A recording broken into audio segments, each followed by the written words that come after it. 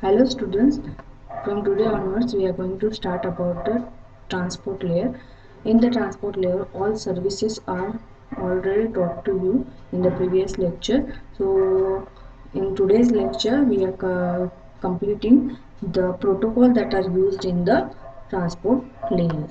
There are two types of protocols are used in the transport layer. First is user datagram protocol and second is transmission control protocol. Namely, we call those as UDP and TCP. So let's start with the UDP. UDP stands for User Datagram Protocol. It is the simplest protocol used in the transport layer. Second thing, we namely call a UDP as connectionless protocol. In this type of protocol, basically used when the reliability and security are less important. Next thing is that UDP is an end-to-end transport level protocol. It just adds the transport level addresses, checksum, and the length information to the data from the upper layer, and data is transferred to the next layer.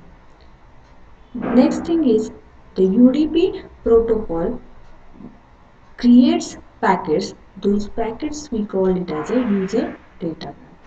So that's why the name of that protocol is user datagram. So in this slide we understand the full form of UDP, which is user datagram protocol. Next thing, that it is the simplest protocol named as connectionless protocol. Third thing is it is used when the reliability and security is less important than the size and the speed. Fourth thing is it is an end-to-end protocol, and this protocol adds a transport level address, checksum, error control, and length information to the data. The most important thing that checksum error control, these are the method used for controlling the errors. Those things are not added in your syllabus. And fifth thing is the UDP protocol creates a package named as user data. Next thing is user datagram has 16-byte header. Basically, there are some headers that are used in the datagram, as we learned in the previous slide. Those are source port address, destination port address. Source port address is nothing but the port which sends the data to the destination side. Though that port address is also mentioned in the header. Second is destination port address. Destination port means the one who received the message. It is also a 16-bit address. Source port address is also a 16-bit address. Third is total length. It defines the total length of user datagram those wants to send, which is also a 16-bit field. And next is checksum, which is nothing but the error detection or control mechanism used in the datagram, which is also a 16-bit field used in the header. So these four headers are added with the help with the actual data to be sent, and data should be sent from source to destination side. The actual fields those are added to the actual data, those are mentioned in the figure. So you can get basic idea by seeing the picture or figure. Next thing is disadvantage of UDP protocol. UDP provides the basic functions needed for the end-to-end delivery of a transmission. It's required the basic function. It does not provide any sequencing or reordering functions. Not specifies the damaged packets when reporting an error. These are the disadvantages of UDP. Next thing, UDP can discover that error has occurred, but it does not specify the packet has been lost. Actually, these are the biggest advantages of UDP protocol. In the UDP protocol, the basic functionality is needed to send the data to end to end. Next thing, that error control mechanism is also present, but the actual which uh, segment or which packet is damaged, that not actually founded in the UDP protocol. So these are the major disadvantages of UDP protocol. Next protocol that we learned in the transport layer is TCP. TCP stands for the Transmission Control Protocol. It provides the full transport layer service to the applications. Next thing, it is a connection oriented protocol. As we learned, UDP is a connection less oriented protocol. The connection established between both end of the transmission, which is nothing but the source and the destination. For the creating the connection, TCP generates the virtual circuits between the sender and receiver for the duration of transmission.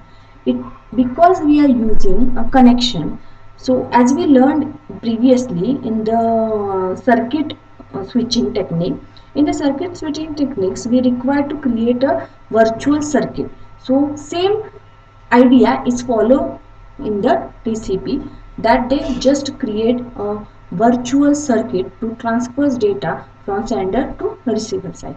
This figure shows you the actual number of headers that are added to the TCP.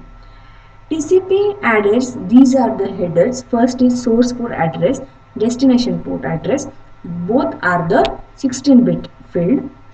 So source port address, as I have told you, that the one who wants to send the data, whose address is also added, and destination port, one who receives the data, those both are addresses are added in the with the actual data.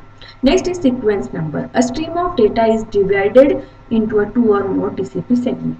If in the TCP we create a segment which is a small part of the actual data, and we add the 32-bit sequence to understand and to find out the actual sequence of that message. Next thing is acknowledgement number.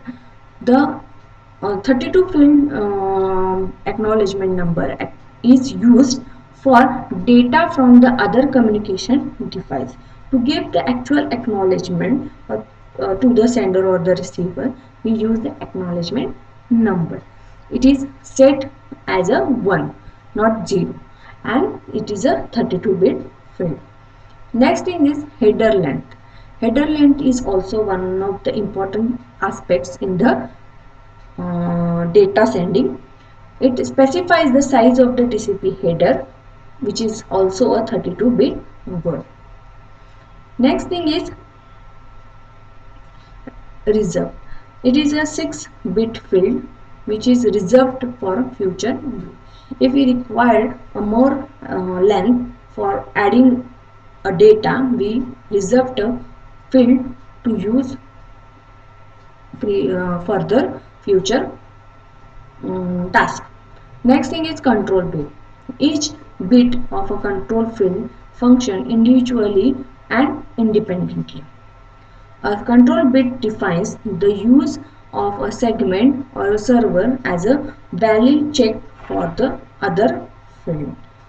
Control bit basically used to control the field functions, which is one of the aspects of the or one of the header in the TCP. So these are the headers. These number of headers are used in the TCP.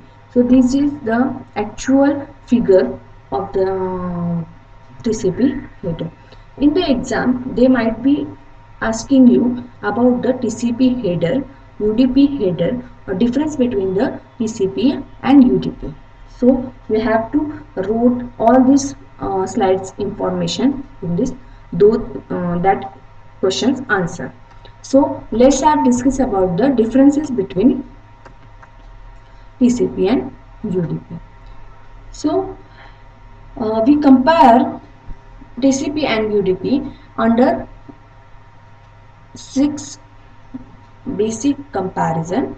First is definition, second is connection type, third is speed, fourth is reliability, fifth is header size, and sixth is acknowledgement. TCP. So let's have defined TCP. TCP establishes a virtual circuit before the transmitting the data.